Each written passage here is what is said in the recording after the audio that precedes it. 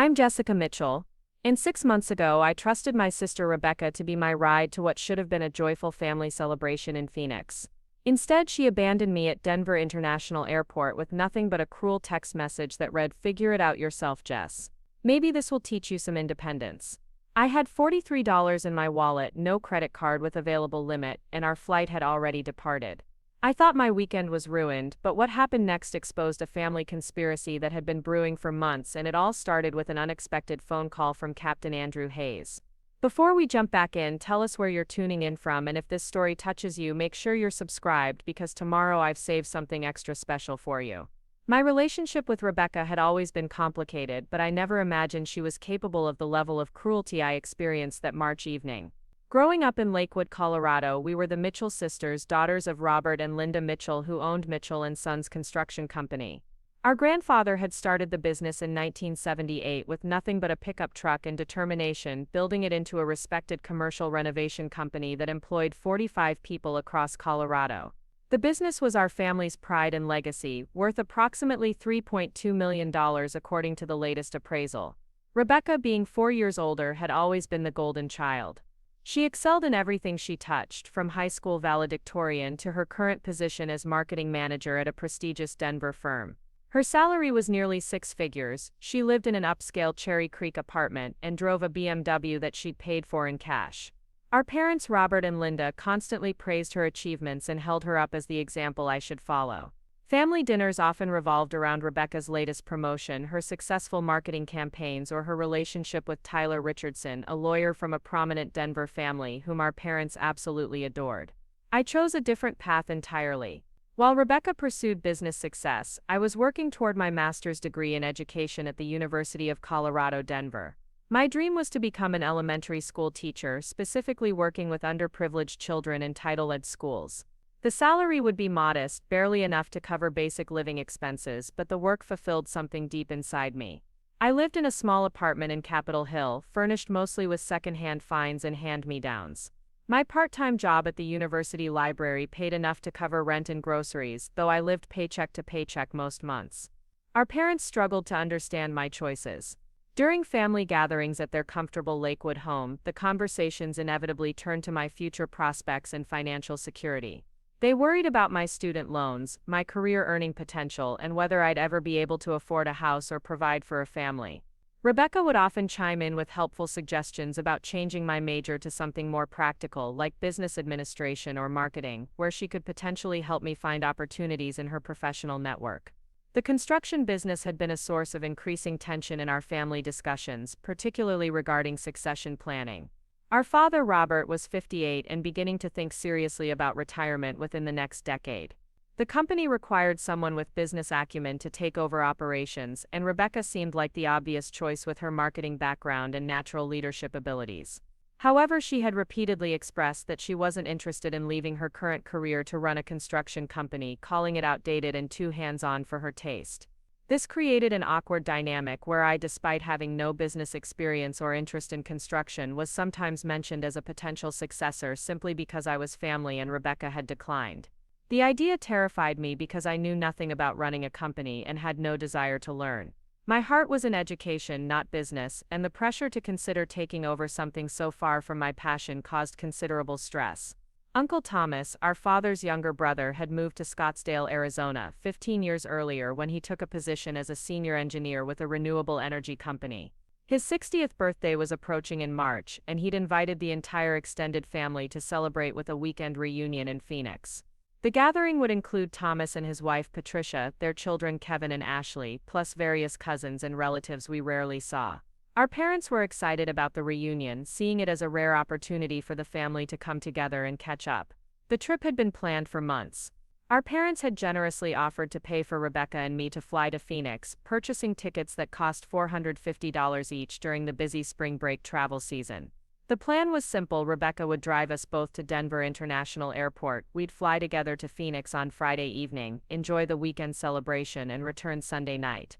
Rebecca had volunteered to handle the transportation logistics, insisting that her BMW was more reliable than my 10-year-old Honda Civic for the 40-minute drive to the airport. I should have recognized the warning signs in the weeks leading up to the trip. Rebecca had been increasingly distant and short-tempered with me during family dinners. When I'd ask about pickup times or flight details, she'd give vague responses or change the subject. She seemed irritated whenever our parents mentioned how nice it would be for the sisters to travel together, rolling her eyes or making sarcastic comments about babysitting duties. I attributed her mood to work stress, as she'd mentioned several challenging projects and long hours at her marketing firm. The Thursday before our departure, Rebecca called to confirm our travel plans. Her tone was clipped and businesslike as she rattled off the logistics. She would pick me up at my Capitol Hill apartment at 4 o'clock on Friday afternoon, giving us plenty of time to reach the airport for our 6:15 flight. I should be ready to go when she arrived because she didn't want to deal with parking complications or rushing through security. The conversation lasted less than 3 minutes, and she hung up before I could ask any follow-up questions about where to meet her or whether I should bring anything specific. Friday afternoon arrived with typical March weather in Denver, clear skies with a crisp breeze that hinted at the approaching spring season. I'd packed carefully in my small carry-on suitcase, bringing clothes appropriate for Arizona's warmer climate and a nice outfit for Uncle Thomas's birthday dinner. My excitement about seeing extended family was tempered by nervousness about the flight, as I'd only flown a handful of times in my life and never without my parents. The idea of navigating a busy airport and managing travel logistics felt overwhelming, but I was grateful that Rebecca would be there to guide me through the process. At 3:30, I positioned myself by Preparing and narrating this story took us a lot of time, so if you are enjoying it, subscribe to our channel. It means a lot to us. Now back to the story. my apartment window, watching for Rebecca's distinctive silver BMW to turn onto my street. 4 o'clock came and went without any sign of her vehicle. I sent a text asking if she was running late, but received no response. By 4:20, I called her phone directly, only to reach voicemail after several rings. My anxiety began building as I calculated the time needed to reach the airport and complete check-in procedures before our 6:15 departure. At 4:45, my phone finally buzzed with a text from Rebecca that made my stomach drop. The message was short and devastating: change of plans. Taking Tyler to the airport instead. You'll need to find your own way to Phoenix. Consider this a lesson in self-reliance. I stared at the screen in disbelief, reading the words multiple times to make sure I understood correctly. She was abandoning me completely, leaving me stranded with less than 90 minutes before departure time. Panic set in as I realized the impossibility of my situation. The airport shuttle service required advance reservations and wouldn't arrive in time. Taxi services to Denver International typically cost over $60, and I only had $43 in cash plus a credit card that was nearly maxed out from textbook purchases. Rideshare apps showed surge pricing due to heavy Friday evening travel demand, with estimated fares exceeding $80. Even if I could afford transportation, the timing was becoming critically tight for making our flight. I called Rebecca repeatedly, each attempt going straight to voicemail. My text asking for an explanation or pleading for her to reconsider went unanswered. The silence was almost more painful than her original cruel message, confirming that this abandonment was deliberate and calculated rather than a spontaneous decision. She had planned this betrayal, knowing exactly how it would affect me financially and emotionally. Desperation drove me to contact our parents, hoping they might intervene or offer alternative solutions. When I reached our mother, Linda, her reaction was a mixture of shock and disappointment. She couldn't believe Rebecca would do something so irresponsible and hurtful, especially when the family was counting on both of us to attend Uncle Thomas's celebration. However, our parents were already committed to their own travel plans, having decided to drive to Phoenix to bring gifts and visit old friends along the route. They were somewhere in southern Colorado by the time I called, too far away to help with immediate transportation. Our father Robert's response was more pragmatic but equally unhelpful in the short term. He suggested I could join them on the drive, but that would mean missing the birthday celebration entirely since they wouldn't reach Phoenix until Sunday afternoon. He also offered to reimburse any emergency travel expenses, but that didn't solve the immediate problem of getting to the airport with my limited funds and rapidly approaching departure time. With 30 minutes remaining before I absolutely had to leave for any chance of making the flight, I made a desperate decision to use my nearly maxed-out credit card for an expensive rideshare trip to the airport. The app estimated a $78 fare with surge pricing, leaving me hoping the card wouldn't be declined at such a crucial moment. When the driver arrived, I explained my urgent situation, and he agreed to attempt the fastest possible route to Denver International Airport. The drive through Friday evening Denver traffic was a nightmare of stop-and-go congestion and construction delays. Every red light and slow-moving vehicle increased my anxiety as I watched the clock tick closer to our departure time. The driver, a kind middle-aged man named Carlos, tried to offer encouragement while navigating the most efficient route through the urban sprawl between Capitol Hill and the airport. He shared stories of passengers he'd helped make last-minute flights, though I could tell from his expressions in the rearview mirror that he was concerned about our timing. We reached Denver International Airport at exactly 6 o'clock, giving me 15 minutes to somehow complete check-in, pass through security, and reach the gate before boarding concluded. Carlos refused to accept a tip, despite his efforts to help me make the flight, wishing me luck as I grabbed my suitcase and sprinted toward the terminal entrance. The massive airport felt like a maze as I searched for the correct check-in counter, my heart pounding from both physical exertion and mounting panic about missing the flight entirely. The airline counter was staffed by a tired-looking agent named Monica Rivera, who listened patiently as I breathlessly explained my situation. She checked her computer system and delivered the news I'd been dreading. The flight had already begun boarding, and they couldn't accept any more checked luggage. However, if I could make it through security with only carry-on items within the next 8 minutes, there might still be a possibility of reaching the gate before the aircraft door closed. Security checkpoint lines stretched endlessly ahead of me, filled with spring break travelers and business commuters heading home for the weekend. The TSA agents were processing passengers as quickly as possible, but the sheer volume of people created inevitable delays. I joined the shortest available line, clutching my boarding pass and identification while mentally calculating whether I had any realistic chance of making the connection. As I inched forward through the security process, my phone buzzed with another text from Rebecca. This message was even more cruel than the first. "Hope you're enjoying your lesson in independence. Maybe next time you'll think twice before expecting everyone else to take care of you." The callousness of her words, sent while she knew I was desperately struggling to salvage the situation she'd created, revealed a level of malice I'd never imagined from my own sister. The security screening process felt like an eternity as I removed shoes, electronics, and liquids for inspection. Other travelers seemed to move with leisurely precision while I fought the urge to rush and risk causing additional delays through mistakes or forgotten items. When I finally cleared the checkpoint, it was 6:35, 20 minutes past our original departure time. Logic told me the flight was gone, but I ran toward the gate anyway, hoping for some miracle that might still make the trip possible. Gate B27 was located at the far end of the terminal, requiring a breathless sprint through crowded concourses and moving walkways packed with weekend travelers. My carry-on suitcase bumped against other passengers as I weaved through the crowds, apologizing profusely while maintaining my desperate pace toward what I knew was likely a closed gate and departed aircraft. When I finally reached Gate B27, my worst fears were confirmed. The seating area was empty except for cleaning crew members preparing for the next flight. The departure board clearly showed that Flight 1247 to Phoenix had departed on schedule at 6:15, and the gate agent was nowhere to be seen. I stood there catching my breath and fighting back tears of frustration, anger, and betrayal as the reality of my situation fully sank in.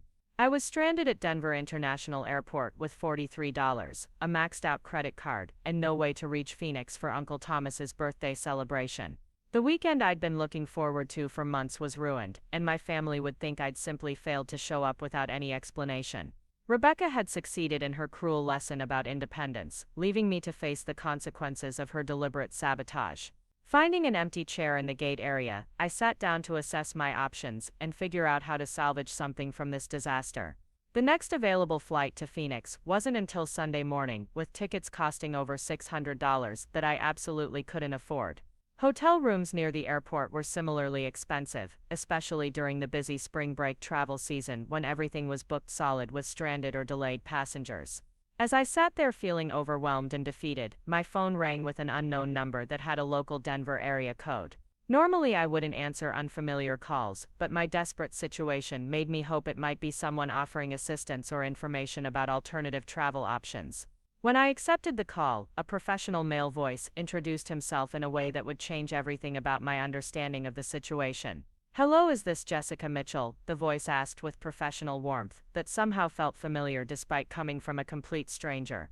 "This is Captain Andrew Hayes, from Flight 1247 to Phoenix. I believe you were supposed to be on my aircraft this evening."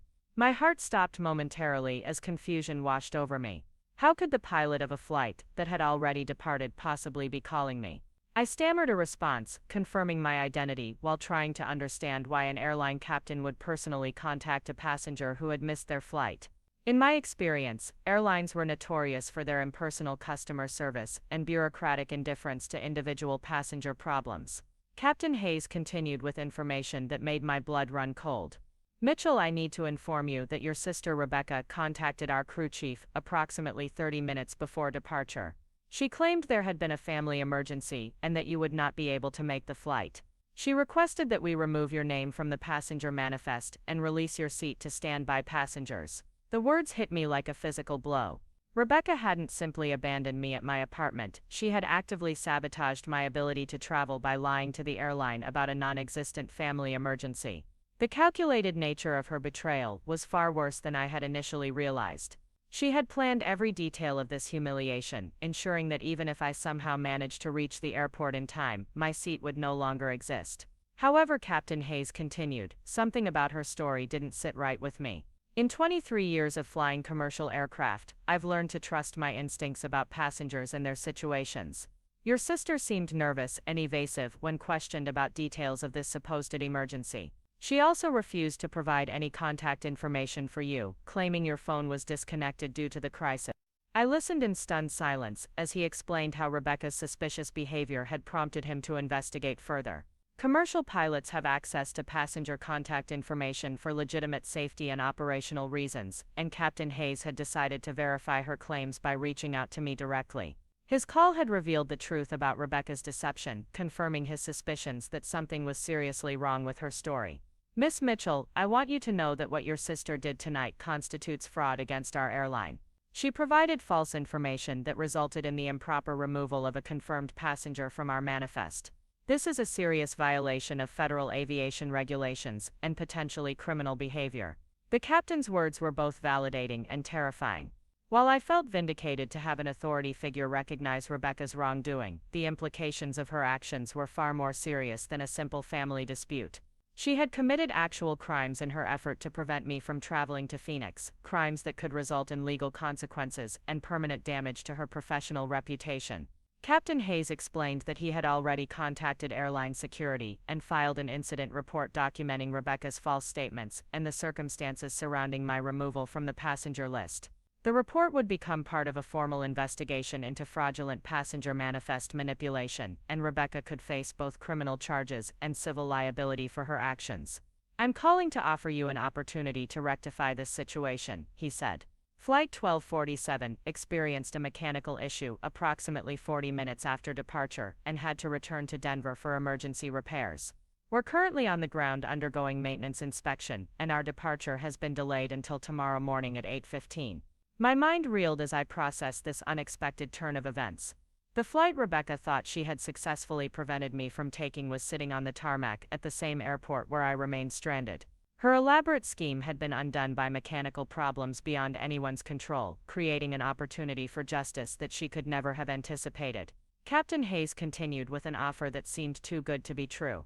Given the fraudulent circumstances surrounding your removal from tonight's manifest, I have authorization from my airline operations manager to restore your original seat assignment for tomorrow morning's departure.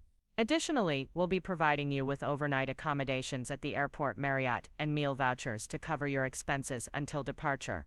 The relief was overwhelming as I realized that my weekend in Phoenix could still be salvaged. Uncle Thomas's birthday celebration was scheduled for Saturday evening, meaning I would only miss the Friday night family gathering if I could depart Saturday morning. The thought of seeing my extended family and participating in the reunion filled me with renewed hope after the devastating evening Rebecca had orchestrated. However, Captain Hayes had more information to share about Rebecca's deception. Miss Mitchell, I should also inform you that your sister was indeed on tonight's flight when we returned to Denver. She's currently in our customer service office, dealing with the consequences of her fraudulent statements. Airport security is questioning her about the false emergency claim, and she may face criminal charges depending on how she chooses to handle the situation. The irony was almost poetic. Rebecca, who had gone to such elaborate lengths to prevent my travel and teach me a lesson about independence, was now facing serious legal consequences while I was being treated as a victim, deserving of special accommodation. Her cruel plan had backfired spectacularly, exposing her to exactly the kind of public humiliation and professional damage she had intended to inflict on me. As I made my way to the customer service desk to complete the rebooking process, my phone buzzed with a series of increasingly frantic messages from family members. Uncle Thomas had called our parents when neither Rebecca nor I appeared at the Phoenix airport as expected. Our parents had then tried calling both of us, reaching Rebecca's voicemail, and eventually learning about the flight delay from airline customer service. The messages revealed that Rebecca had initially tried to maintain her deception even after the flight's return to Denver. She had apparently told our parents that I had never shown up at the airport and that she had proceeded with travel plans alone. She claimed to be stranded in Phoenix due to the mechanical delay, unaware that airline records would easily expose her lies about my supposed absence. Our mother Linda's voicemails grew increasingly confused and concerned as conflicting information emerged. Rebecca's story about my failure to appear didn't match the airline's records, showing that I had been removed from the manifest due to a reported family emergency. The discrepancies were raising questions that Rebecca was struggling to answer without revealing her deliberate sabotage. By the time I reached the customer service counter, word of the situation had spread among airline staff. Monica Rivera, the same agent who had tried to help me make the original flight, greeted me with a mixture of sympathy and amazement. She had witnessed Rebecca's suspicious behavior earlier and had been among the crew members who reported concerns to Captain Hayes about the validity of her emergency claims. "I'm so sorry about what happened to you tonight," Monica said as she processed my rebooking paperwork. "In 15 years of working for this airline, I've never seen anything quite like what your sister attempted." The deliberate deception and manipulation was truly shocking to witness. She explained that Rebecca was currently being questioned by both airline security and Denver airport police about her false statements. The investigation had revealed a pattern of lies that went beyond simply removing me from the passenger manifest. Rebecca had also attempted to claim my prepaid seat upgrade and had tried to change my return flight reservation to an earlier departure that would have stranded me in Phoenix. The depth of Rebecca's planning was becoming clearer as more details emerged. This wasn't a spontaneous act of cruelty. She had spent considerable time crafting a comprehensive plan to sabotage my entire weekend while making it appear that I had simply failed to follow through on travel commitments. Her goal seemed to be not just preventing my attendance at Uncle Thomas's celebration, but also damaging my reputation within the family.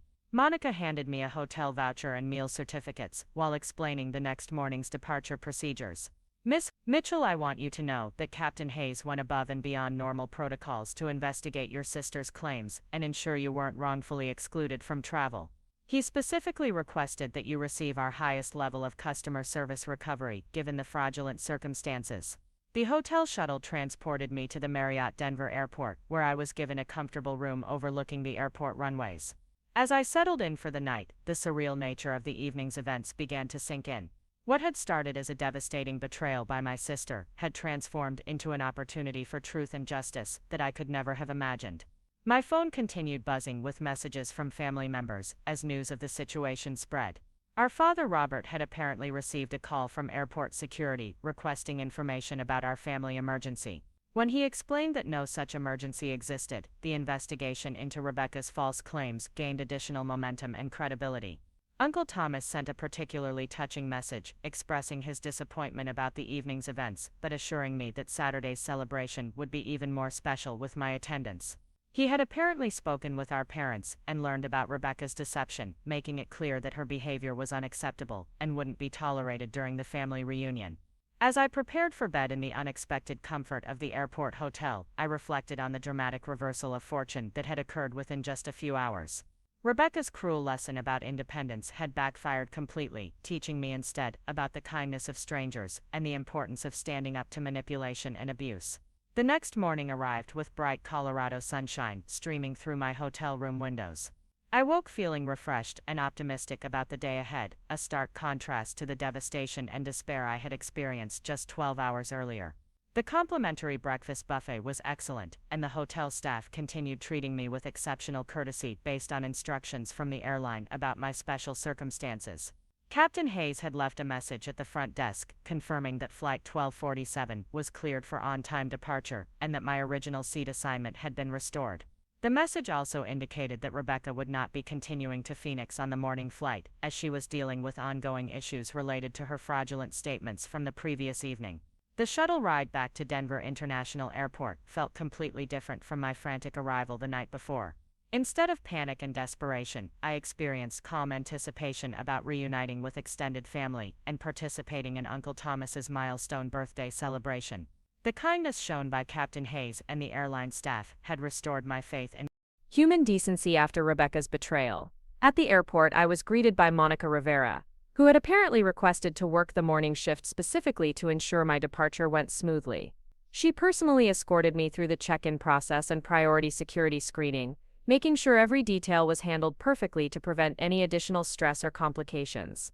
"Your sister's situation has been resolved," Monica informed me as we walked toward the departure gate. "She's been banned from our airline for 1 year due to the fraudulent manifest manipulation, and criminal charges are being considered by the district attorney's office." Airport security takes false emergency claims very seriously, especially when they involve deliberate passenger deception. The consequences Rebecca faced were far more severe than I had anticipated. A 1-year airline ban would significantly impact her business travel capabilities and professional activities. Criminal charges could result in fines, community service, or even jail time depending on how prosecutors chose to handle the case. Her attempt to teach me a lesson had resulted in serious legal and professional repercussions for herself. As I settled into my seat aboard Flight 1247, Captain Hayes made a personal announcement over the intercom welcoming passengers aboard and apologizing for the previous evening's mechanical delay. He specifically mentioned that the airline was committed to passenger safety and security, including protection against fraudulent attempts to manipulate travel arrangements. The flight to Phoenix proceeded smoothly, with exceptional service from the crew who had been briefed about my situation. Flight attendants checked on me regularly, ensuring I was comfortable and had everything needed for an enjoyable travel experience. Their kindness helped heal some of the emotional wounds left by Rebecca's calculated cruelty. During the flight, I had time to process the full implications of what had transpired over the past 24 hours. Rebecca's actions had revealed a side of her personality that I had never fully recognized or acknowledged. The deliberate planning required to orchestrate such elaborate deception suggested deep-seated resentment and jealousy that went far beyond typical sibling rivalry. Her willingness to commit criminal acts simply to prevent my attendance at a family celebration indicated serious psychological issues that needed professional attention. The level of malice required to look me in the eye, promise transportation assistance, and then deliberately sabotage my travel plans showed a complete absence of empathy or familial loyalty. As the aircraft began its descent into Phoenix Sky Harbor Airport, I realized that this weekend would mark a turning point in my relationship with Rebecca. Her betrayal had crossed lines that couldn't be uncrossed, creating permanent damage to whatever trust or affection had previously existed between us as sisters. However, the experience had also revealed the unexpected kindness of strangers like Captain Hayes and Monica Rivera, who had gone far beyond their professional obligations to ensure justice and fairness. Their actions had restored my faith in human decency and reminded me that goodness still existed in the world, even when family members chose cruelty and deception.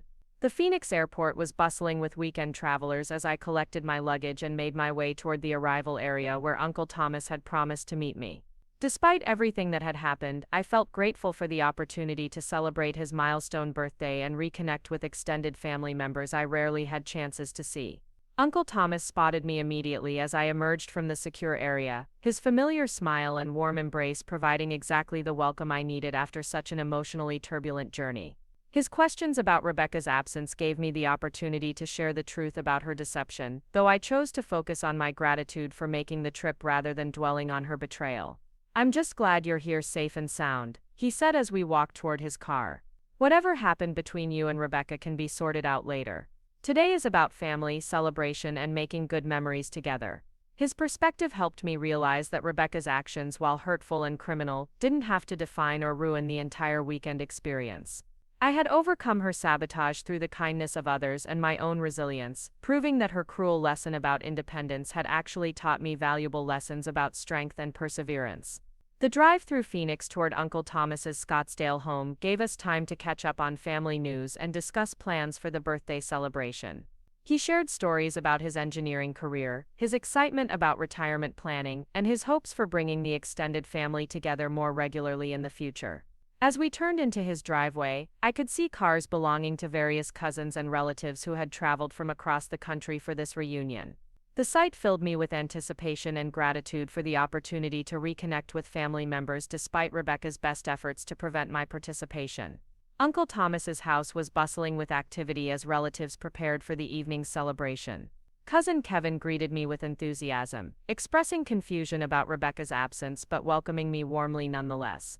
Cousin Ashley had prepared a photo slideshow spanning Uncle Thomas's 60 years, creating a beautiful tribute to his life and accomplishments. Aunt Patricia, Uncle Thomas's wife, immediately made me feel at home by showing me to the guest room where I would stay for the weekend. Her kindness and hospitality provided a sharp contrast to Rebecca's cruelty, reminding me that family should be about love and support rather than manipulation and betrayal.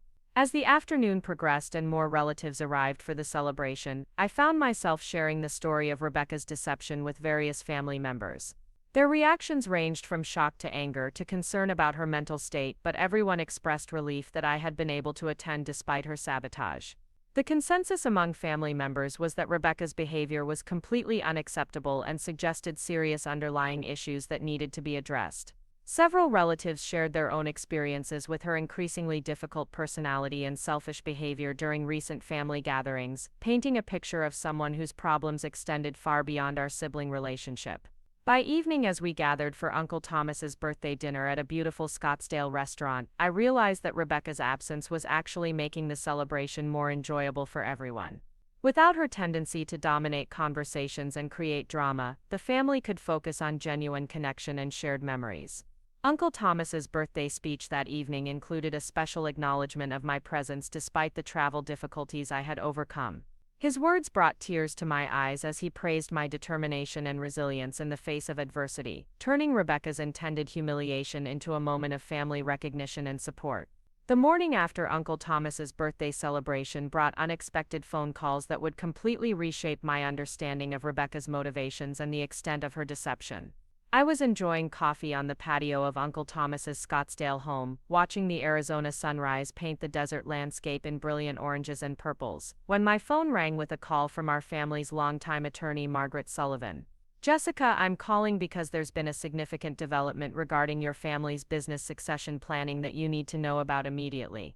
Her tone carried the weight of someone delivering news that would fundamentally alter everything I thought I understood about recent events. Margaret explained that she had received an urgent call from Rebecca the previous evening, just hours after the airline incident at Denver International Airport. Rebecca had contacted her requesting an emergency meeting to discuss accelerating the timeline for transferring ownership of Mitchell & Sons Construction Company. She claimed that our parents had decided to move forward with succession planning immediately due to health concerns and wanted to finalize all legal documents within the next 30 days. "The problem, Jessica, is that what Rebecca described doesn't match any conversations I've had with your parents about their retirement timeline or succession preferences." Margaret continued.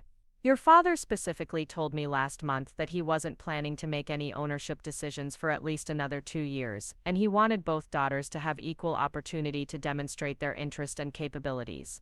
The revelation hit me like a thunderbolt as the pieces of Rebecca's elaborate scheme began falling into place. Her cruel abandonment at the airport wasn't simply about teaching me a lesson in independence or expressing frustration with my life choices. It was part of a calculated plan to manipulate family business succession by eliminating me from important family gatherings where ownership discussions might occur. Margaret's investigation had revealed that Rebecca had been meeting privately with our parents for several weeks, gradually building a case for why she should inherit primary control of the construction company.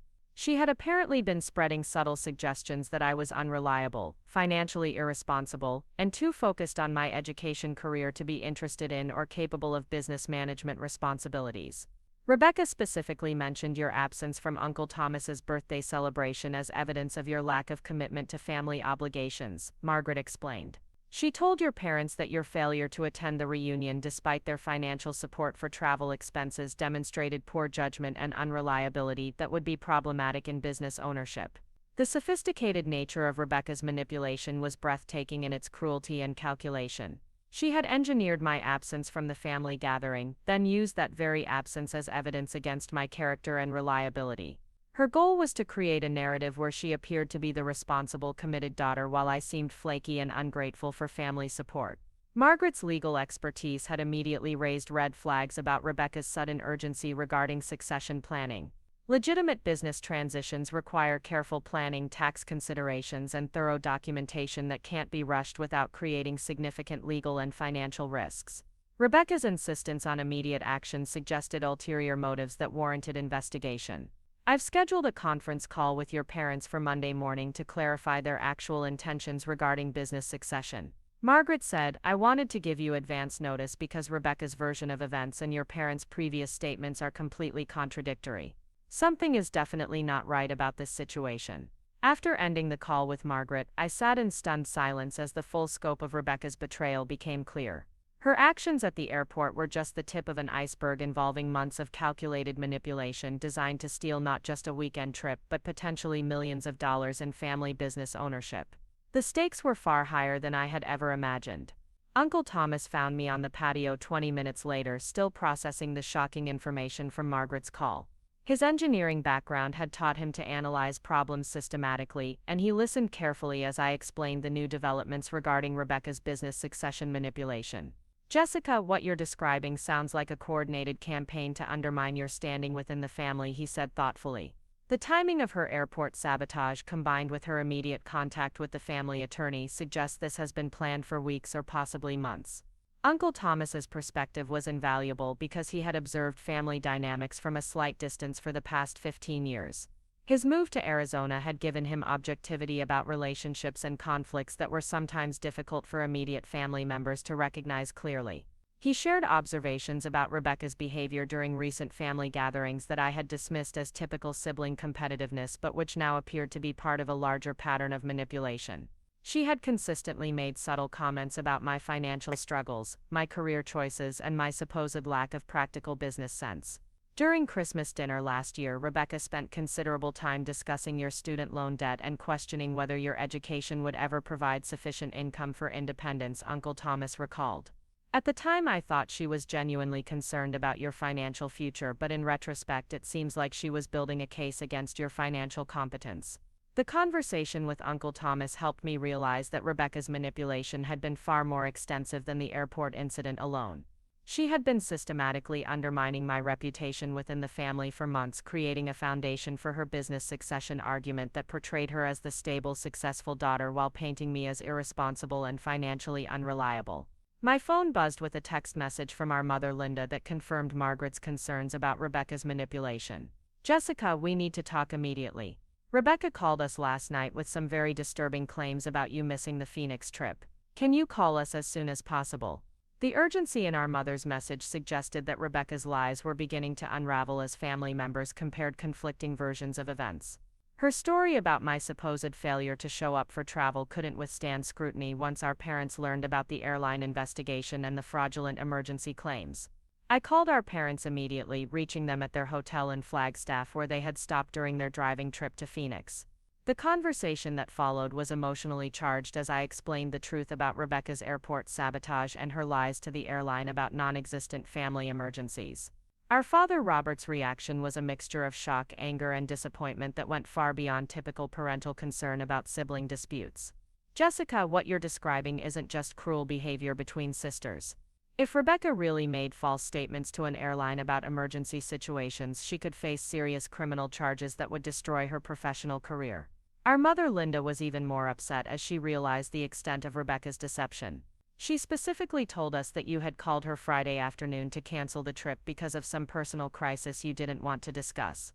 She said you were embarrassed about asking for help with travel expenses and had decided to handle your problems independently.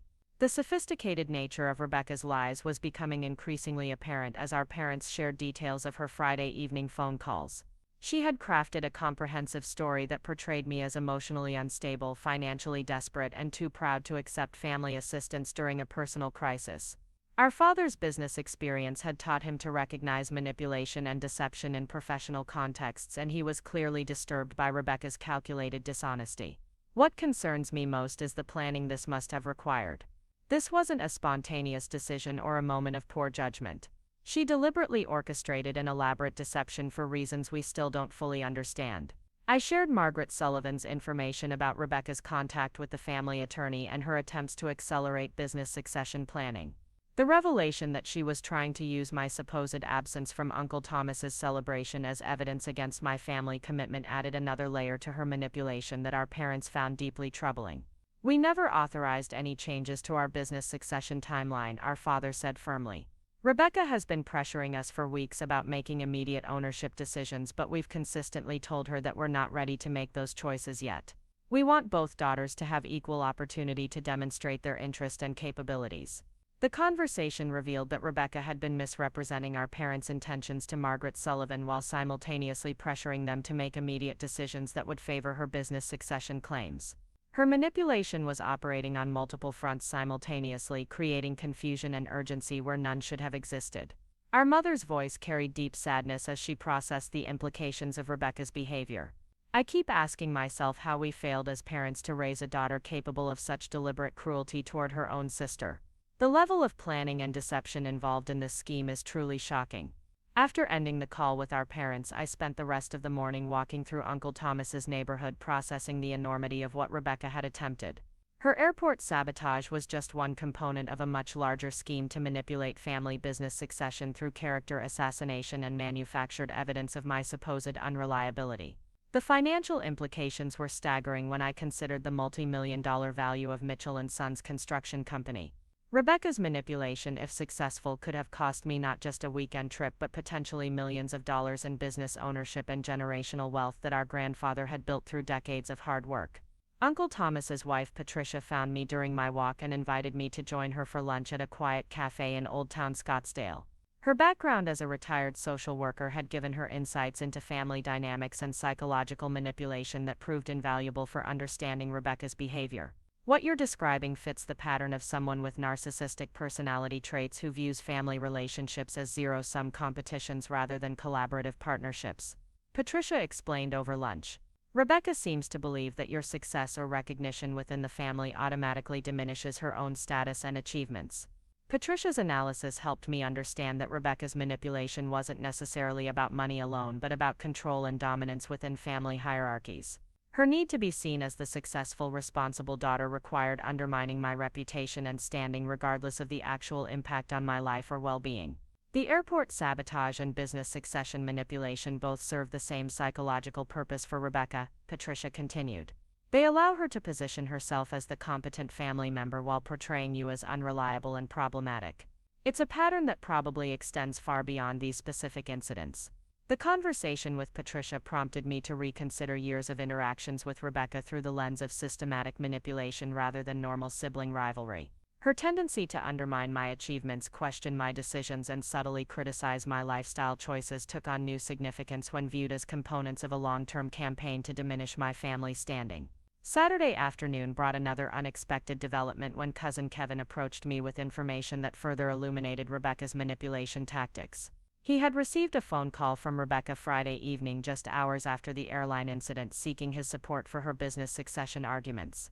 Rebecca specifically asked me to contact Uncle Robert and Aunt Linda to express concerns about your reliability and decision-making capabilities.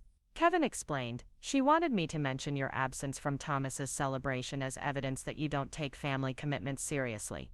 Kevin's engineering background had made him naturally skeptical of Rebecca's request, especially since he knew I had been planning to attend the birthday celebration for months. Her inability to provide coherent explanations for my supposed last-minute cancellation had raised immediate red flags about the validity of her claims. When I pressed her for details about why you had changed your mind about coming to Phoenix, her story kept shifting, Kevin continued. First she said you had financial problems, then she claimed you had personal issues, and finally she suggested you were having career doubts that made family gatherings stressful. The inconsistency in Rebecca's explanations to different family members was creating a web of contradictions that would be impossible to maintain once people began comparing notes. Her desperation to control the narrative about my absence was leading to increasingly elaborate lies that couldn't withstand scrutiny. Cousin Ashley had received a similar call from Rebecca requesting that she document my absence from family photos and social media posts to demonstrate my lack of family commitment. Rebecca had apparently suggested that my missing the celebration showed disrespect for Uncle Thomas and indicated problems with family loyalty that should concern our parents. The request struck me as really strange because Rebecca seemed more focused on documenting your absence than expressing any concern about why you weren't here. Ashley explained, It felt like she wanted to create evidence of something rather than actually caring about family relationships. The systematic nature of Rebecca's post-sabotage manipulation was becoming clear as multiple family members shared their experiences with her Friday evening phone calls. She had attempted to recruit allies who would corroborate her narrative about my supposed unreliability and family disloyalty. Saturday evening's family dinner became an impromptu strategy session as relatives shared information about Rebecca's manipulation attempts and discussed how to address the situation constructively. Uncle Thomas took the lead in organizing a coordinated response that would protect both family relationships and business interests. What Rebecca has done goes far beyond typical sibling conflict. Uncle Thomas announced to the gathered family, her willingness to commit fraud against airlines and lie to family members about non-existent emergencies suggests serious psychological problems that need professional intervention. The family consensus was that Rebecca's behavior required immediate consequences and professional help, but also that our response should be measured and focused on long-term family healing rather than punishment alone. Several relatives emphasized the importance of protecting me from further manipulation while also addressing Rebecca's underlying issues.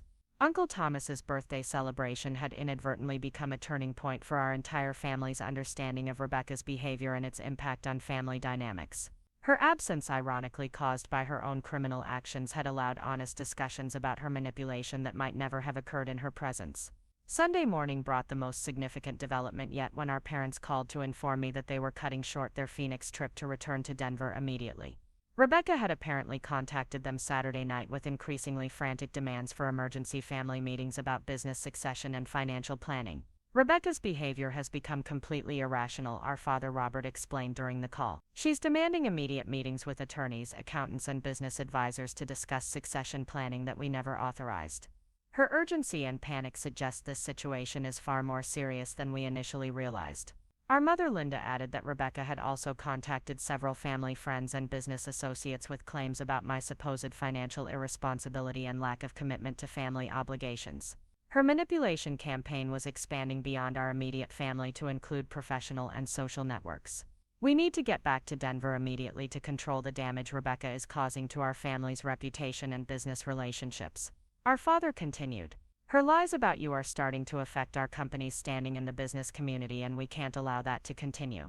The revelation that Rebecca's manipulation was threatening the family business's professional reputation added urgency to an already serious situation. Our father's concern about business relationships suggested that Rebecca's lies had reached industry contacts who might make decisions based on false information about family dynamics. As I prepared to fly back to Denver Sunday afternoon, I reflected on how completely my understanding of family relationships had changed over the course of a single weekend. Rebecca's airport sabotage had exposed manipulation patterns that had been operating beneath the surface for months or possibly years.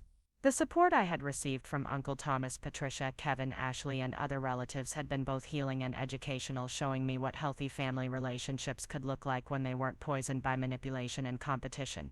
Their validation of my experiences and concerns had given me confidence to stand up to Rebecca's psychological abuse. The flight back to Denver felt completely different from my traumatic experience Friday evening. Instead of desperation and betrayal, I felt empowered by truth and supported by family members who had seen through Rebecca's deception. Captain Hayes personally greeted me at boarding, expressing satisfaction that my weekend had been salvaged despite Rebecca's sabotage. Mitchell, I wanted you to know that our investigation into your sister's fraudulent statements has been completed and forwarded to federal aviation authorities. Her actions violated multiple regulations regarding passenger manifest manipulation and false emergency reporting. The captain's update confirmed that Rebecca would face consequences far beyond family disapproval for her airport sabotage. Federal aviation violations could result in significant fines, criminal charges, and permanent restrictions on air travel that would severely impact her professional and personal life. As the aircraft lifted off from Phoenix Sky Harbor Airport, I looked down at the desert landscape where I had spent a weekend that fundamentally changed my understanding of family loyalty, manipulation, and personal strength. Rebecca's cruel lesson about independence had backfired completely, teaching me instead about resilience, truth, and the importance of standing up to psychological abuse. The 3-hour flight to Denver gave me time to prepare mentally for the confrontations that awaited. Rebecca's increasingly desperate attempts to control the narrative about her behavior suggested she was aware that her manipulation was unraveling and would likely become more aggressive in her response. However, I no longer felt intimidated by her psychological tactics or worried about her ability to undermine my family relationships. The weekend in Phoenix had shown me that truth ultimately prevails over manipulation when family members are willing to listen and investigate, rather than simply accepting convenient narratives. Landing at Denver International Airport Sunday evening, I felt a sense of coming full circle from the devastating abandonment I had experienced just 3 days earlier. The same location that had witnessed Rebecca's cruel betrayal would now become the starting point for holding her accountable for years of manipulation and abuse. My parents were waiting at the arrival gate with expressions of concern, determination, and love that provided exactly the support I needed for the difficult conversations ahead. Their presence confirmed that Rebecca's manipulation had not succeeded in permanently damaging my family relationships or business succession opportunities. "We have a lot to discuss as a family," our father said as we walked toward the parking garage. "Rebecca's behavior over the past few days has forced us to reconsider many assumptions about family dynamics and business planning that we probably should have examined years ago." The drive home through familiar Denver streets felt like returning to a completely different life than the one I had left Friday afternoon. Rebecca's sabotage had inadvertently created opportunities for honest family communication and relationship healing that might never have occurred otherwise. As we pulled into my parents' Lakewood driveway, I noticed Rebecca's silver BMW parked in its usual spot, suggesting she was inside waiting for what would undoubtedly be the most difficult family conversation in our history. Her presence meant that the time for indirect manipulation and behind-the-scenes scheming was over. The reckoning that Rebecca had tried so desperately to avoid through her elaborate deception was about to begin, and this time there would be no escape through lies, manipulation, or criminal behavior. The truth about her actions and motivations was finally going to be discussed openly, honestly, and completely. The tension in our family's Lakewood living room was suffocating as Rebecca sat rigidly on the leather couch, her usually perfect appearance disheveled from what had clearly been a sleepless weekend. Dark circles under her eyes and trembling hands betrayed the stress she was experiencing as her elaborate web of deception continued unraveling. Our parents occupied the matching chairs across from her, while I chose to stand near the fireplace, needing the psychological advantage of height for what promised to be the most confrontational conversation in our family's history. "Before anyone says anything," Rebecca began, her voice carrying a defensive edge that immediately set the tone for conflict, "I want everyone to understand that everything I did was motivated by genuine concern for this family's future and financial security. Jessica's irresponsible behavior and poor decision-making have been problematic for years, and someone needed to take action before her mistakes destroyed opportunities for all of us."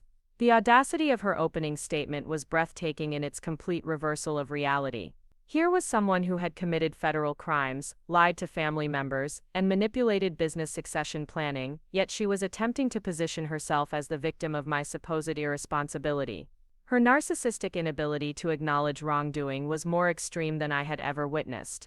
Our father Robert's response was swift and decisive, cutting through Rebecca's attempt to control the narrative before it could gain any momentum. "Rebecca, we need to stop right there. What you did at Denver International Airport wasn't motivated by family concern. It was criminal fraud that could have resulted in federal charges and permanent damage to your professional reputation." He pulled out a folder containing documents that Margaret Sullivan had provided, including airline incident reports, police statements, and federal aviation violation notices that painted a clear picture of Rebecca's illegal activities. The official documentation made it impossible for her to minimize or rationalize her behavior as a simple family disagreement. "According to these reports, you deliberately provided false information to airline personnel about a non-existent family emergency," our father continued, his voice carrying the authority of someone accustomed to managing serious business problems. "You attempted to manipulate passenger manifests through fraudulent claims, and you lied to multiple family members about Jessica's supposed absence from Uncle Thomas's celebration." Rebecca's face flushed red as the reality of her legal exposure became undeniable. The federal aviation violations alone carried potential fines of $25,000 per incident, along with possible criminal prosecution that could result in jail time and permanent restrictions on air travel. Her professional career in marketing would be severely damaged by criminal convictions related to fraud and deception. "You don't understand the full situation," Rebecca protested, her voice rising with desperation as she realized her usual manipulation tactics weren't working. "Jessica has been making terrible financial decisions for years. Her student loan debt is out of control, she's living paycheck to paycheck in that terrible apartment, and she has no practical experience or interest in business management." Our mother Linda interrupted with information that completely undermined Rebecca's financial responsibility arguments. Rebecca, we've reviewed Jessica's financial records with Margaret Sullivan, and her student loan debt is actually quite reasonable for someone pursuing graduate education. She's never missed a payment, maintains excellent credit, and has been managing her finances responsibly despite limited income. The revelation that our parents had conducted their own investigation into my financial situation caught Rebecca completely off guard. Her carefully constructed narrative about my supposed fiscal irresponsibility crumbled when confronted with actual documentation and professional analysis of my financial management. Furthermore, our father added, Margaret discovered that you've been providing misleading information about our business succession timeline and family discussions. We never authorized you to contact attorneys about accelerating ownership transfers, and we certainly never suggested that Jessica's absence from one family gathering should influence inheritance decisions. Rebecca's reaction to having her business manipulation exposed was visceral and immediate. She stood up abruptly, pacing toward the window while running her hands through her hair in obvious agitation. The calculated composure she usually maintained during family confrontations was completely absent, replaced by raw panic as her schemes collapsed under scrutiny. "This is ridiculous," she snapped, whirling around to face us with an expression of fury and desperation. "I've spent years building a successful career and demonstrating responsible leadership while Jessica plays around with her teaching fantasies. I'm the one who should inherit primary control of the business, and everyone knows it." The mask had finally slipped completely, revealing the entitled rage that had been driving her manipulation for months or possibly years. Her sense of ownership over the family business, despite having no involvement in its operations or management, demonstrated a level of entitlement that shocked even our parents who had witnessed her selfishness before. Our father's response was measured but firm, drawing on decades of business leadership experience to address Rebecca's demands with appropriate authority. Rebecca, business succession isn't determined by birth order or career success in unrelated fields. It requires genuine interest in the company, understanding of our operations, and commitment to our employees and values. He explained that Mitchell & Sons Construction had thrived for over 40 years because it prioritized integrity, employee welfare, and community relationships over pure profit maximization. Rebecca's manipulation tactics and willingness to commit fraud raised serious questions about her character and suitability for business leadership regardless of her marketing credentials. "What concerns us most," our mother added, "is that your approach to family conflicts involves elaborate deception and manipulation rather than honest communication. Those same tactics could destroy our business relationships and employee trust if applied in a management context." Rebecca's face contorted with rage as she realized that her behavior over the past weekend had actually damaged her business succession prospects rather than enhancing them. Her attempt to eliminate me from family discussions had backfired spectacularly, exposing character flaws that made our parents question her fitness for leadership responsibility. "You're all being manipulated by Jessica's victim act," Rebecca accused, pointing directly at me with obvious hostility. "She's always been able to make people feel sorry for her with her helpless routine and financial struggles. She's playing all of you perfectly while I get blamed for being successful and responsible." The projection was remarkable to witness, as Rebecca accused me of the exact manipulation tactics she had been employing for years. Her inability to recognize her own behavior in her accusations against me suggested a level of psychological self-deception that went far beyond normal personality conflicts. I finally spoke up, my voice steady, despite the emotional intensity of the confrontation. "Rebecca, I never asked for sympathy or special treatment. I worked hard to get to Uncle Thomas's celebration despite your sabotage, and I've been managing my finances and career independently without asking family for support. You're the one who's been manipulating people with lies and fraud." My calm response seemed to enrage Rebecca even further, as she had clearly expected me to become emotional or defensive under her attacks. Her manipulation tactics relied on provoking emotional reactions that would make me appear unstable or unreliable, but my composed demeanor undermined her strategy completely. "This is exactly what I'm talking about," she shouted, her voice reaching a pitch that made our parents visibly uncomfortable. "Jessica acts all innocent and reasonable while secretly undermining family relationships and business planning. She's been working against me for years, trying to turn everyone against me." The irony of her accusation was staggering, given that she had spent the weekend attempting to recruit family members to support her false narrative about my absence from Uncle Thomas's celebration. Her projection of her own manipulation tactics onto me revealed a complete disconnect from reality that suggested serious psychological problems. Our father stood up, his patience with Rebecca's accusations finally exhausted. Rebecca, we have documented evidence of your lies to airline personnel, your false statements to family members, and your unauthorized contact with our attorney. Jessica hasn't manipulated anyone. You have. He pulled out his phone and began reading text messages that Rebecca had sent to various family members over the weekend, each one containing different versions of events designed to portray me in the worst possible light. The contradictions between her stories to different people made it impossible to maintain that her manipulation was accidental or well-intentioned. You told Kevin that Jessica had financial problems that prevented her travel, our father read aloud. You told Ashley that Jessica was having career doubts that made family gatherings stressful. You told us that Jessica had called to cancel due to personal problems she didn't want to discuss. None of these stories are consistent with each other or with reality. Rebecca's face went pale as the full extent of her deception was laid out systematically. Her manipulation had been so extensive that she had apparently lost track of which lies she had told to which family members, creating a web of contradictions that was impossible to defend or explain away. The airline investigation proved that you lied about a family emergency to have Jessica removed from the passenger manifest. Our mother continued, pulling out additional documentation. Federal aviation authorities have classified this as fraudulent manipulation of safety procedures, which carries serious criminal penalties. The weight of potential federal charges was clearly affecting Rebecca's composure as she processed the legal consequences of her airport sabotage. Her marketing career would be destroyed by criminal convictions related to fraud, and her professional reputation would never recover from the publicity surrounding federal aviation violations. Moreover, our father added, your unauthorized contact with Margaret Sullivan about business succession violated attorney-client privilege and created legal complications that could have seriously damaged our estate planning. Your actions put our entire family's financial security at risk. Rebecca slumped back onto the couch, the fight seeming to drain out of her as the full scope of her legal and financial exposure became clear.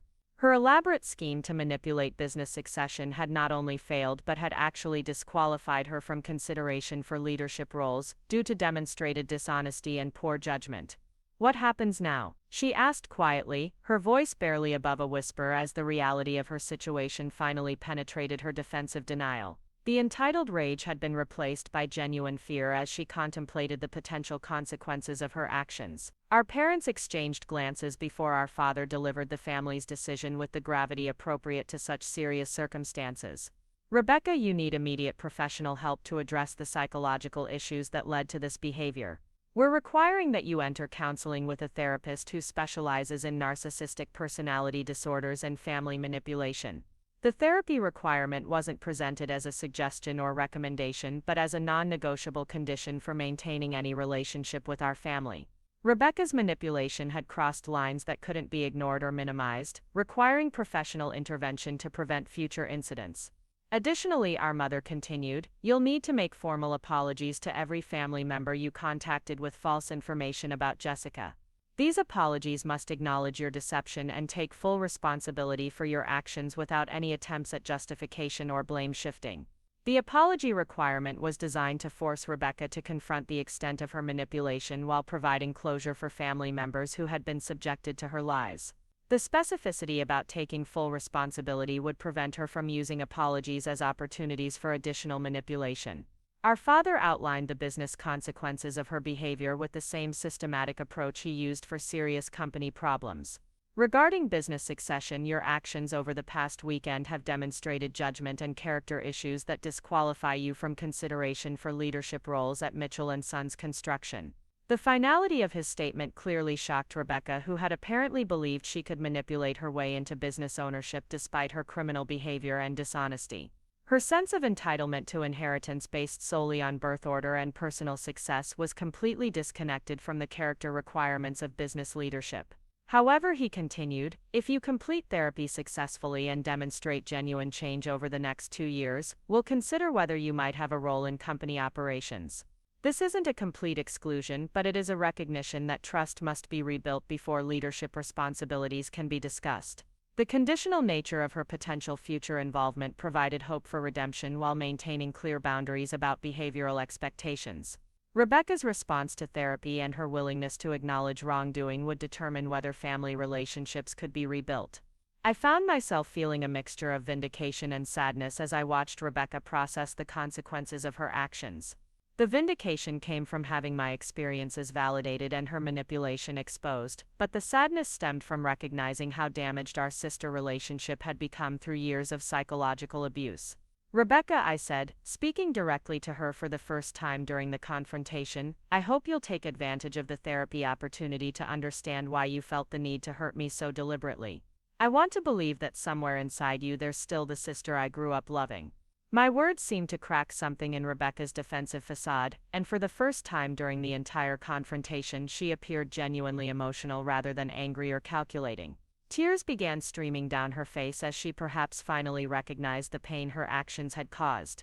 "I never meant for things to go this far," she whispered, her voice breaking with what seemed like genuine remorse. "I just felt like everyone always loved you more because you were younger and needed protection. I thought if I could prove you were irresponsible, maybe I could finally be the favorite daughter." The admission revealed psychological wounds that went back to our childhood and explained much about her competitive behavior over the years. Her need to be seen as the successful, responsible daughter had driven increasingly desperate attempts to diminish my standing within the family. Our mother's response was compassionate but firm, addressing Rebecca's emotional pain while maintaining clear boundaries about her behavior. "Rebecca, we love both of our daughters equally, but love doesn't excuse criminal behavior or family manipulation. Getting help to address these feelings is the only way to rebuild trust and relationships." The therapy requirement wasn't punishment but rather an opportunity for Rebecca to understand and address the psychological issues that had led to such destructive behavior. Her willingness to engage honestly with professional help would determine whether family healing was possible. Over the following weeks, Rebecca did enter therapy with Dr. Elizabeth Carter, a psychologist specializing in narcissistic personality disorders and family dynamics. Her initial resistance to treatment gradually gave way to genuine engagement as she began recognizing patterns of manipulation and entitlement that had damaged multiple relationships. The federal aviation charges were ultimately resolved through a plea agreement that included substantial fines, community service, and a 1-year suspension of airline travel privileges. Rebecca's marketing career suffered significant damage due to the criminal charges, forcing her to rebuild her professional reputation from a much lower starting point. Margaret Sullivan worked with our parents to restructure business succession planning in ways that emphasized character and commitment over birth order or external career success. The new approach included provisions for both daughters to demonstrate interest and capability over time, with final decisions based on merit rather than manipulation. 6 months after the airport incident, I completed my master's degree in education and accepted a teaching position at Lincoln Elementary School in a diverse Denver neighborhood. The work was everything I had hoped for, providing opportunities to make meaningful differences in children's lives while building the career that truly fulfilled my passions. Rebecca's therapy progress was gradual but genuine, as she slowly developed insight into the psychological patterns that had driven her manipulation and entitlement.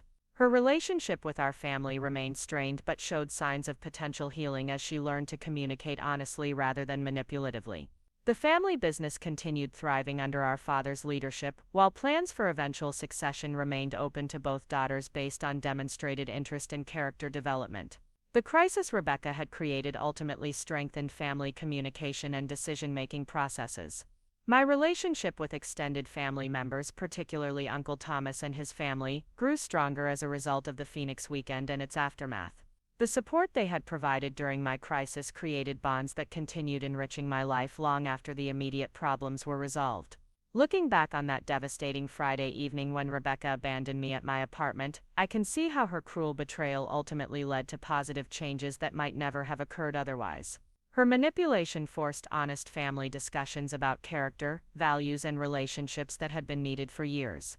The airport incident taught me valuable lessons about resilience, the importance of standing up to psychological abuse, and the kindness of strangers who choose to help rather than ignore suffering.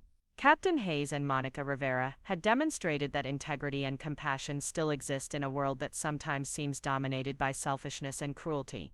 Rebecca's lesson about independence had indeed been educational, though not in the way she intended. I learned that true independence isn't about rejecting family support or struggling unnecessarily, but rather about maintaining personal integrity and refusing to accept manipulation or abuse. The construction business succession question resolved itself naturally over time as my teaching career flourished, and Rebecca focused on rebuilding her professional life and addressing her psychological issues. Neither of us actively pursued business ownership, leaving our parents free to explore other succession options. 2 years after the airport incident, Rebecca and I cautiously began rebuilding our sister relationship through family therapy sessions and careful supervised interactions. The trust she had destroyed through years of manipulation would take considerable time to rebuild, but her commitment to therapy provided hope for eventual healing.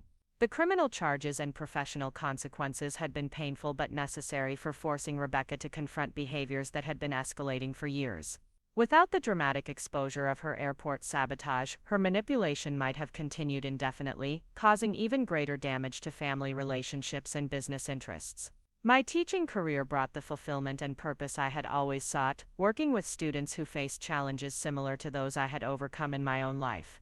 The resilience I had developed through Rebecca's psychological abuse actually enhanced my ability to support children dealing with family difficulties and personal struggles. The weekend in Phoenix that Rebecca had tried so desperately to prevent became a turning point for multiple family relationships, creating stronger bonds with extended relatives and deeper understanding of family dynamics that had been operating beneath the surface for years. Uncle Thomas's birthday celebration, despite the drama surrounding it, remained a joyful memory of family connection and support during one of the most difficult periods of my life.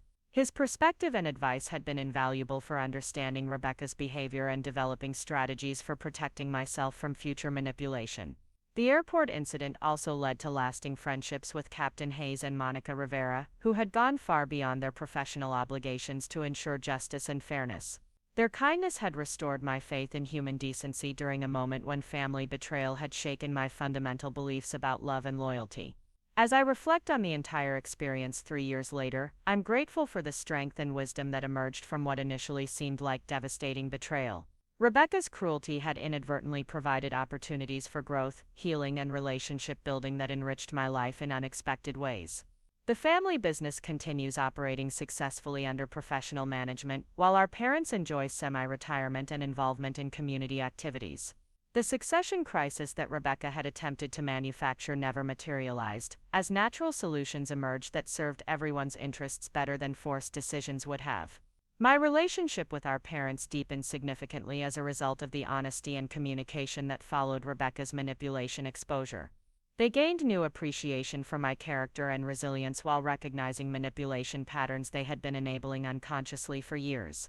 The federal aviation authorities used Rebecca's case as an example in training programs about passenger manifest fraud and false emergency reporting, helping prevent similar incidents from affecting other travelers. Her criminal behavior, while personally devastating, contributed to improved security procedures that protect other families from comparable manipulation. Today I continue teaching at Lincoln Elementary School while pursuing additional education in childhood trauma and family therapy. The experience with Rebecca's psychological abuse has enhanced my understanding of manipulation dynamics and recovery processes that benefit both my students and their families. Rebecca remains in therapy and has gradually rebuilt a more modest but authentic professional life focused on honest achievement rather than manipulation and deception. Our relationship is cordial but cautious, with clear boundaries that protect against future manipulation while allowing for continued healing. The construction business has become a model for family-owned companies dealing with succession planning challenges, as our parents' experience has informed consulting work they now provide to other family businesses facing similar transitions. The airport incident will always represent a turning point in my understanding of family loyalty, personal strength, and the importance of standing up to psychological abuse regardless of its source. Rebecca's cruel lesson about independence became an education in resilience that continues serving me well in both personal and professional contexts. The courtroom was unexpectedly crowded for what should have been a routine plea hearing regarding federal aviation violations. Rebecca sat at the defendant's table wearing a conservative navy suit, her usual confidence replaced by visible anxiety as she prepared to formally accept responsibility for her crimes. The federal prosecutor, Assistant U.S. Attorney David Chen, had prepared a comprehensive case that documented not just the airport incident but a pattern of fraudulent behavior that extended far beyond our family conflict. Judge Patricia Morrison presided over the proceedings with the gravity appropriate for federal crimes, even those resulting from personal disputes. Her 25 years on the federal bench had exposed her to countless cases involving fraud and deception, but Rebecca's manipulation of airline safety procedures for personal revenge represented a particularly troubling abuse of aviation security systems. Mitchell, Judge Morrison addressed Rebecca directly. The charges against you include making false statements to federal aviation personnel, fraudulent manipulation of passenger manifests, and providing misleading information about emergency situations. These are serious crimes that undermine public safety and aviation security. Rebecca's voice trembled as she formally entered her guilty plea, acknowledging each charge and accepting responsibility for actions that could have resulted in years of federal imprisonment. The plea agreement she had negotiated included substantial fines totaling $45,000, 200 hours of community service, and a permanent prohibition from employment in any aviation-related industry. The community service requirement was specifically structured to address the nature of her crimes, requiring her to work with organizations supporting victims of family manipulation and domestic psychological abuse. The irony wasn't lost on anyone present that Rebecca would be helping people recover from the same type of behavior she had inflicted on me. Dr. Elizabeth Carter, Rebecca's therapist, had submitted a detailed psychological evaluation to the court that painted a complex picture of someone struggling with narcissistic personality traits exacerbated by years of family competition and entitlement. The evaluation didn't excuse Rebecca's behavior, but provided context for understanding the psychological factors that had contributed to her criminal actions. The defendant demonstrates genuine remorse for her actions and has been actively engaged in therapy to address the underlying issues that led to this criminal behavior, Dr. Carter's report stated. However, the pattern of manipulation and deception documented in this case suggests that sustained therapeutic intervention will be necessary to prevent future incidents. The federal investigation had uncovered additional evidence of Rebecca's deceptive practices that extended beyond our family situation. Credit card companies had been contacted with false claims about unauthorized charges related to my supposed financial irresponsibility. Her employer had received anonymous tips about my alleged substance abuse problems that could affect the family business reputation. These discoveries had shocked our parents, who realized that Rebecca's manipulation campaign had been far more extensive and sophisticated than they had initially understood.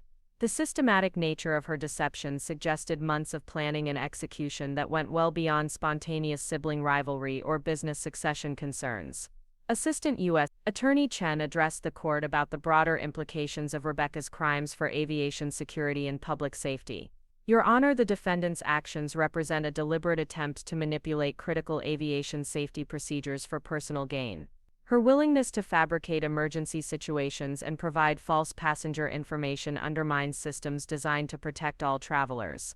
The prosecutor's statement emphasized that Rebecca's crimes weren't simply family disputes that had gotten out of hand, but serious violations of federal regulations that could have had far-reaching consequences. Her false emergency claims had diverted airline resources from legitimate safety concerns and created confusion that could have affected other passengers' welfare. Judge Morrison's sentencing remarks reflected the seriousness with which the federal court system viewed manipulation of aviation security procedures. Ms. Mitchell, your actions demonstrate a concerning disregard for public safety and federal regulations. While your personal motivations may have seemed compelling to you, they don't justify endangering aviation security or deceiving federal personnel. The judge's decision to accept the plea agreement was contingent on Rebecca's continued compliance with therapy requirements and her completion of community service obligations within 18 months. Any violations of these conditions would result in immediate imprisonment and additional criminal charges. Following the court proceedings, our family gathered at Margaret Sullivan's law office to address the civil and business implications of Rebecca's criminal convictions. Her guilty pleas to federal crimes had triggered automatic exclusion clauses in various family business documents that our grandfather had wisely included decades earlier. Robert, the criminal convictions mean that Rebecca is permanently disqualified from any ownership or management role in Mitchell & Sons construction, Margaret explained to our father. Your father's original business documents included specific provisions excluding family members who committed crimes involving fraud or deception. The prescience of our grandfather's legal planning was remarkable, as he had apparently anticipated that future family members might engage in behavior incompatible with business ownership. His exclusion clauses protected the company from being damaged by criminal conduct while maintaining clear consequences for unethical behavior. These automatic disqualifications meant that business succession planning could proceed without the complications Rebecca's manipulation had been designed to create. Her elaborate scheme to position herself as the responsible family member had backfired completely, resulting in her permanent exclusion from the very opportunities she had been trying to secure. Our parents made the difficult decision to restructure their estate planning to reflect the new reality of having one daughter with federal criminal convictions and another pursuing a career completely unrelated to business management. The construction company would ultimately be sold to senior employees through a management buyout structure that preserved jobs while providing retirement security. This solution satisfied everyone's interests while avoiding the family conflicts that had made succession planning so problematic.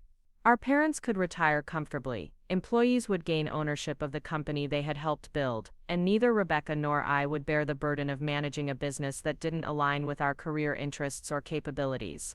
Rebecca's therapy with Dr. Carter was progressing slowly but meaningfully, as she began developing insight into the psychological patterns that had driven her manipulation and entitlement. The criminal consequences had provided the external motivation necessary to engage seriously with treatment that she might otherwise have resisted or sabotaged. The therapy process is forcing Rebecca to confront fundamental assumptions about family relationships, competition, and her own self-worth. Dr. Carter explained during a family session several months after the court proceedings. Her manipulation tactics were defense mechanisms against deep-seated fears of inadequacy and abandonment. The psychological evaluation had revealed that Rebecca's competitive behavior with me stemmed from childhood experiences where she had felt displaced by my birth and subsequent need for attention. Her academic and professional achievements had been motivated partly by a desperate need to maintain parental approval and family status. Understanding the psychological roots of Rebecca's behavior helped our family develop more appropriate responses to her manipulation attempts while maintaining realistic expectations about the pace of therapeutic change. Dr. Carter emphasized that personality disorders require years of sustained treatment and that relapses into manipulative behavior were possible even with successful therapy. My own therapeutic work with a different counselor had been equally valuable for understanding my role in family dynamics and developing strategies for protecting myself from future manipulation. The airport incident had been traumatic, but it had also provided clarity about relationship patterns that needed to be addressed. Jessica, your response to Rebecca's manipulation has been remarkably healthy, my therapist, Dr. Maria Rodriguez, observed. You maintained appropriate boundaries while seeking truth and justice rather than revenge. This suggests strong psychological resilience and good instincts about self-protection.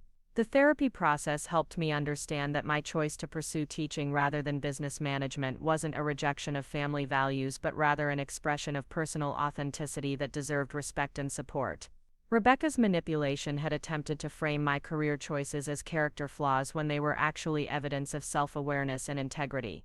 Dr. Rodriguez also helped me process the complex emotions surrounding Rebecca's criminal conviction and family exile. While I felt vindicated by the exposure of her manipulation, I also experienced grief about the loss of what I had hoped could be a loving sister relationship. It's normal to feel both relief and sadness about family members who engage in psychological abuse, Dr. Rodriguez explained. You can mourn the relationship you wanted to have while protecting yourself from the relationship that actually existed. The teaching position at Lincoln Elementary School was providing exactly the fulfillment and purpose I had hoped for when choosing education as my career path. Working with children from diverse backgrounds, many of whom faced family challenges similar to what I had experienced, gave deeper meaning to my professional work. My classroom had become a safe space where students could express themselves honestly without fear of manipulation or judgment. The skills I had developed for recognizing and responding to psychological abuse proved invaluable for identifying children who might be experiencing similar treatment at home. Principal Janet Williams had quickly recognized my unique ability to connect with struggling students and had asked me to lead professional development workshops for other teachers about recognizing signs of family manipulation and emotional abuse. These presentations drew on my personal experience while maintaining appropriate professional boundaries.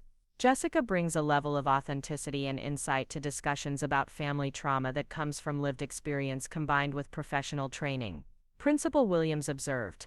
Her students and colleagues trust her because they can sense that she truly understands what they're going through.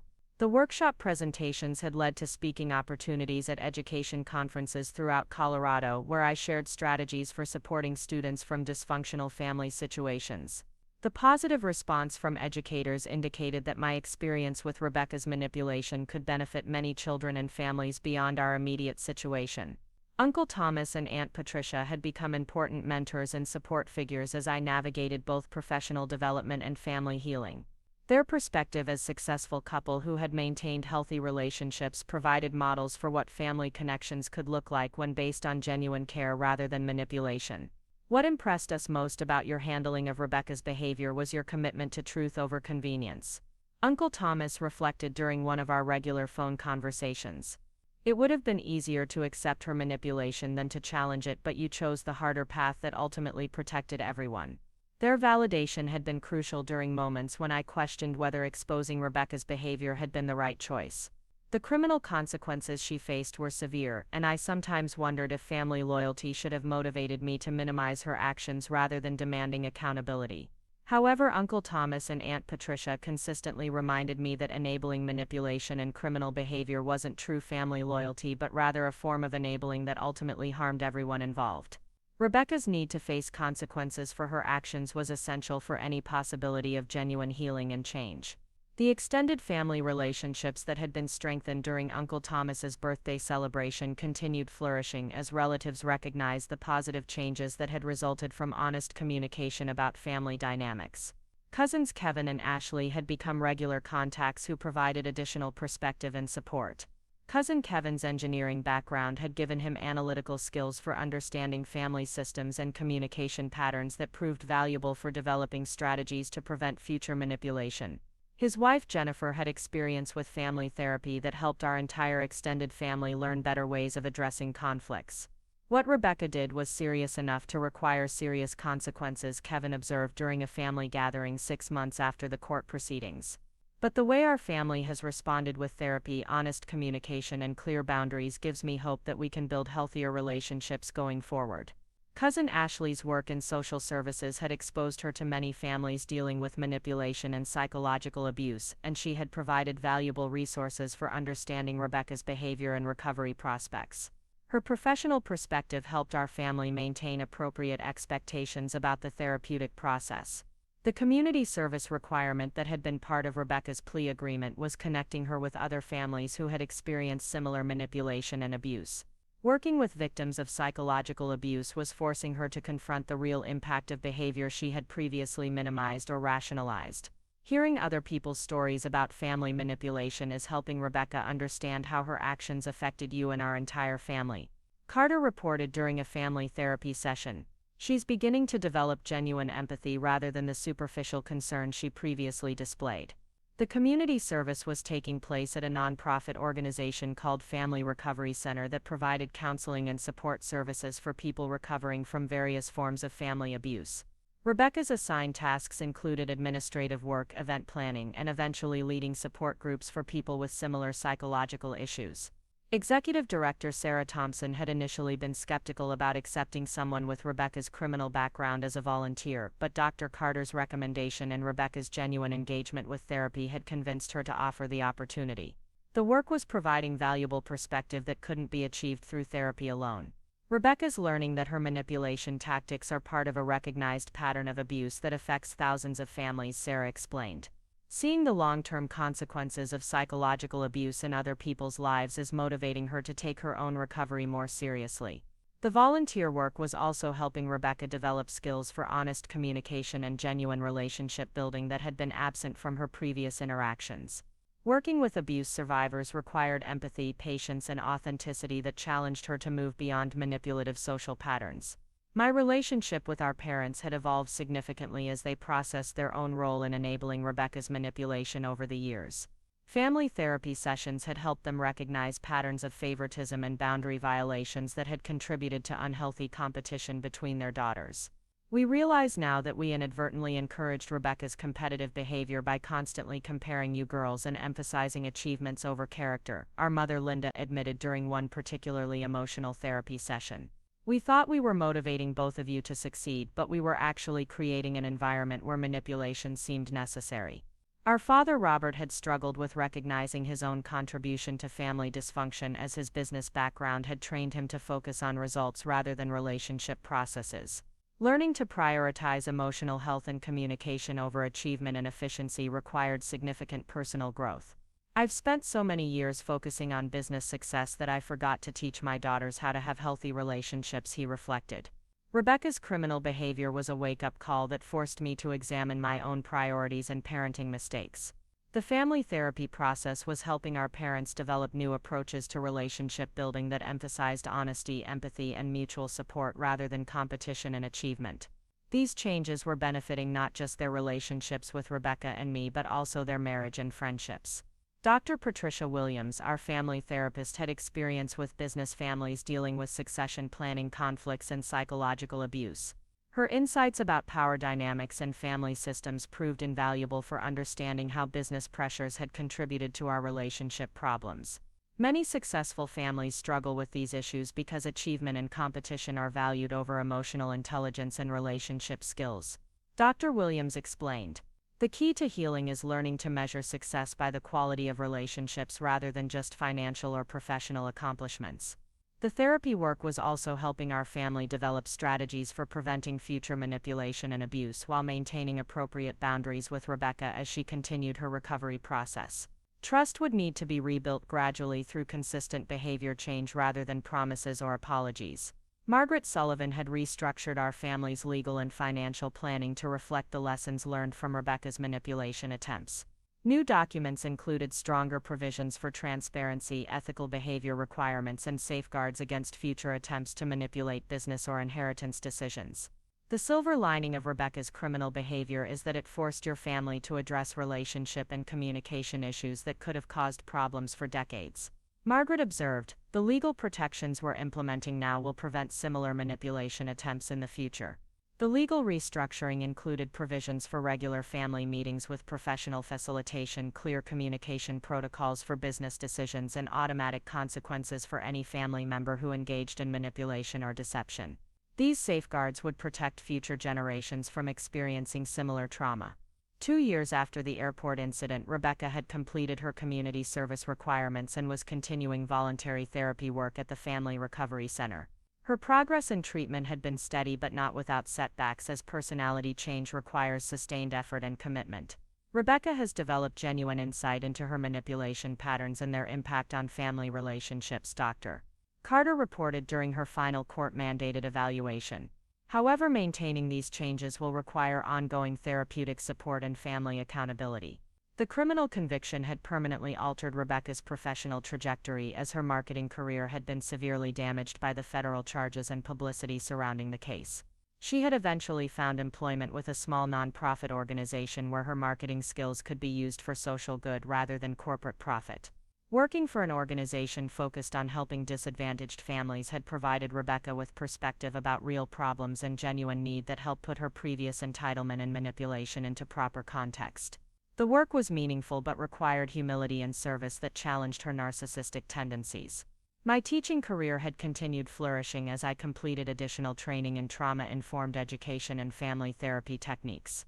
The combination of personal experience and professional development had created opportunities for leadership roles within the school district and broader education community. The workshops and presentations I had developed about recognizing family manipulation and supporting students from dysfunctional homes had been incorporated into district-wide professional development programming. Hundreds of teachers and administrators had benefited from training that helped them better serve vulnerable students.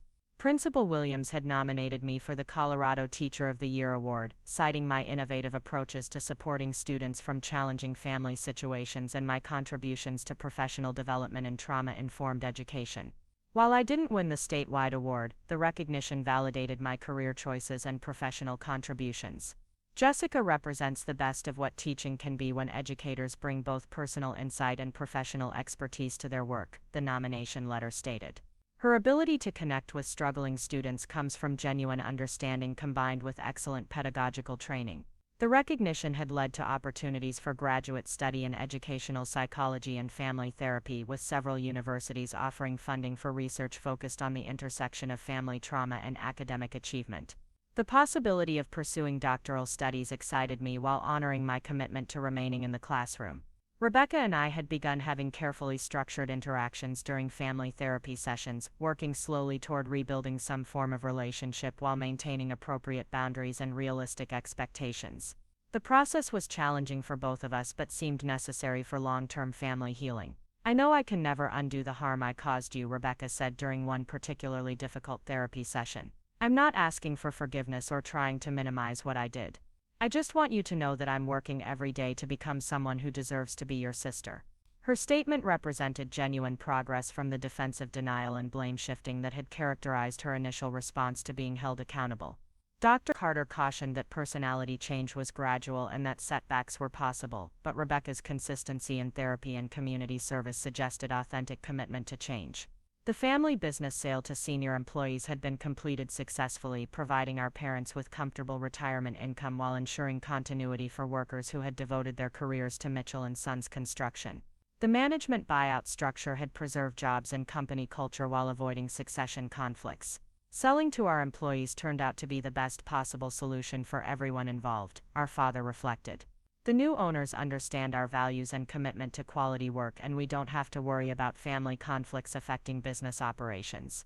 The retirement transition had allowed our parents to pursue volunteer work and travel that had been postponed during their years of business management. Their marriage had strengthened as they focused on relationship building rather than work pressures and family conflicts. 3 years after the airport incident, our family had achieved a level of peace and authenticity that seemed impossible during the height of Rebecca's manipulation. While relationships remained somewhat cautious and structured, the foundation existed for continued healing and growth. My teaching work continued, providing fulfillment and purpose, while the additional training in family therapy created opportunities to help other educators and families dealing with similar challenges. The combination of personal experience and professional expertise had become a unique strength that benefited many people beyond our immediate situation. Rebecca's recovery remained a work in progress, with ongoing therapy and community service providing structure for continued growth and accountability. Her willingness to accept consequences and engage authentically with treatment offered hope for eventual relationship healing, though trust would require years to rebuild. The airport incident that had seemed so devastating when it occurred had ultimately catalyzed positive changes that transformed our entire family's approach to relationships, communication, and conflict resolution. Rebecca's cruel lesson about independence had indeed been educational, though not in any way she had intended. The kindness of strangers like Captain Hayes and Monica Rivera had restored my faith in human decency while providing practical help during a crisis. Their willingness to investigate suspicious behavior and support a victim of manipulation demonstrated that integrity and compassion still exist in professional settings. The federal court system's response to Rebecca's crimes had been both fair and educational, providing consequences serious enough to motivate change while offering opportunities for redemption through therapy and community service. The criminal justice process had validated my experience while creating accountability that our family couldn't achieve independently. Looking back on the entire experience, I'm grateful for the strength and wisdom that emerged from what initially appeared to be devastating betrayal. Rebecca's manipulation had inadvertently provided opportunities for personal growth, professional development, and family healing that enriched my life in unexpected ways. The teaching career that Rebecca had tried to undermine through her business succession manipulation had actually been strengthened by the experience, as the skills needed to survive family psychological abuse translated directly into capabilities for supporting vulnerable students and their families. Today I continue working at Lincoln Elementary School while pursuing doctoral studies in educational psychology focused on family trauma and academic resilience. The research combines my personal experience with professional expertise to develop interventions that help children overcome the effects of family manipulation and abuse. Rebecca remains committed to her recovery work and has become a valuable volunteer leader at the Family Recovery Center, using her experience to help other people recognize and address manipulation patterns in their own families. Her transformation isn't complete, but the progress represents genuine hope for continued healing. Our family's experience has become a case study used by Dr. Patricia Williams in her training workshops for family therapists dealing with business succession conflicts and psychological abuse. The combination of criminal consequences, therapeutic intervention, and family accountability provides a model for addressing similar situations. The airport incident will always represent a turning point in my understanding of family loyalty, personal strength, and the importance of demanding accountability for psychological abuse regardless of its source. Rebecca's intended lesson about independence became an education in resilience that continues serving me well in both personal and professional contexts. The construction business continues operating successfully under employee ownership while our parents enjoy retirement activities that bring them joy and fulfillment. The succession crisis that Rebecca had attempted to manufacture never materialized, as natural solutions emerged that served everyone's interest better than forced decisions. Most importantly, the experience taught me that authentic family relationships require honesty, respect, and genuine care rather than manipulation, competition, or conditional love. These lessons continue guiding my approach to all relationships while helping me support students and families facing similar challenges. Up next, you've got two more standout stories right on your screen. If this one hit the mark, you won't want to pass these up, just click and check them out.